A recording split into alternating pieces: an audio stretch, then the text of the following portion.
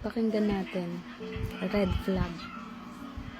Bakit pag sa mga kaibigan mo, ang saya-saya mo, pero pag kami nung anak mo yung kasama mo, parang parang bored na bored ka.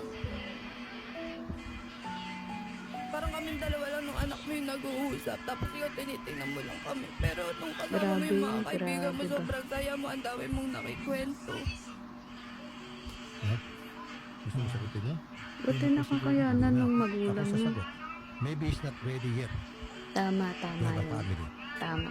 Nung isang araw nga po, Di pa siya magkasama kami. ready. Bigla po siya naiiyak. Sabi niya, Mami, namimiss ko si Dada. Pero darating ang time, maliit na siguro siya. Ang sakit na sa magulang. Buti na yun, hindi kayo nakasal. Yun po yung lagi na sinasabi. Buti na lang hindi ko sinayang yung panahon ko sa'yo. Buti na lang Sa di kanya tayo niya kasi nasin. Sa kanya pa po sinasabi yun. So kung alam mo kasal kayo, bigla siya tumalikod. For whatever reason, nakatali kayo, Red ba't di ko flag, na alam. red flag. Diyan agad pumapasok yung divorce. Mabuti nga't di pa kasal.